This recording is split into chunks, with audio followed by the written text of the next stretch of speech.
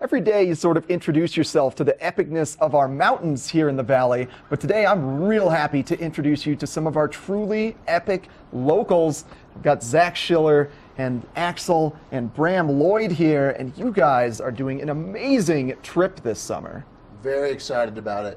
Yeah, we are the Source Runs North. We're a group of 6 guys. We all met at a camp called Camp Coochie-Ching, which is on the boundary waters between Minnesota and Canada. And we've seen other groups in the past go on long canoe trips. And we were basically inspired by these past trips, also with a goal of inspiring young people to kind of take on the outdoors and take on challenging trips. Yeah, you noticed that, because you guys go back and you're counselors in the summer at the camp, right? That's right. Yeah, and you notice kids are they're not willing to go out there and be epic and adventure. Right, and it's not so much that they're not willing, it's more of that there's like we just sense not as much enthusiasm as there used to be. And we believe that if we can show them that we can take on this large trip, this long trip, it will inspire them to want to go on. We hope that it'll inspire them to want to take on the challenges as well of long, epic wilderness canoe tripping. Yeah, I mean, just seeing any social media you guys put up there, I'm sure is going to inspire people. Right, Yeah. definitely. And then, so we've got a little map here in the middle, so kind of describe this journey. So it's all the way through Canada and way up into the north to what might be glaciers up there. Yeah, so we're starting down at the border of Canada and the U.S. There in International Falls, Minnesota. And we're starting at Deer Island, which is actually where our camp is. That's our home base. So we're starting from there. That's the source for our name. And we're pretty much heading northwest from there, going up through Lake Winnipeg. And then we're going to go cross the Methy Portage, which is a 12-mile portage. And that'll start making the water start shifting more north. And we'll go all the way up through Great Slave Lake, which is the 10th largest lake in the world. And we'll cross that and go down the Coppermine River until we reach a town of Kugluktuk, which is on the mouth of the Coppermine, right there on the Arctic. And from there, we'll catch a flight home. Man, that's incredible. Yeah. What do you think your biggest challenges are going to be on this journey?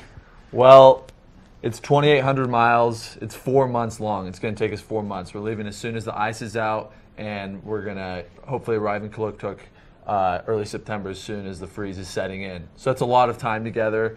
We all love each other, but you know, we're actually roommates as well, which has been a lot of fun, but also filled with its own classic roommate challenges. It's just going to be about we want to come out of the trip with even tighter bonds than we started with, and just being strong for each other, being reliable, and being good trip mates for one another over 4 months, giving people space when they need and support and all of that good stuff.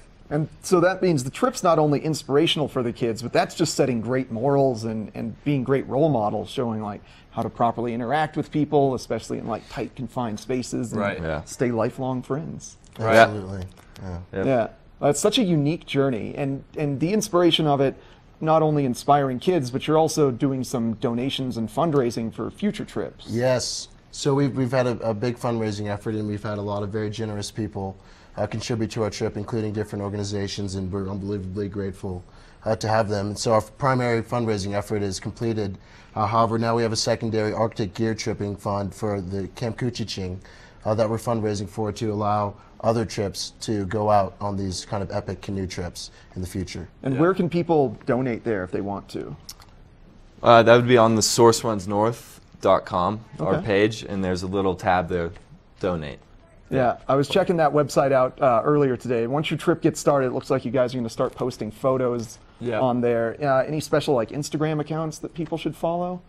It's the same. It's at Source Runs North. Perfect. And Instagram. We've got Facebook as well.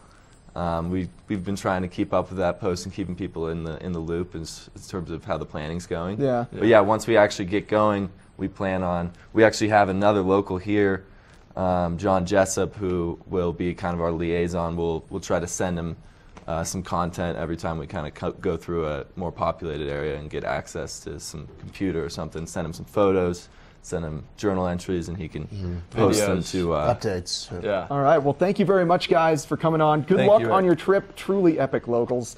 Catch up with these guys, sourcerunsnorth.com. Watch their journey starting in May. Now we're going to catch up with Mark for a UV forecast look.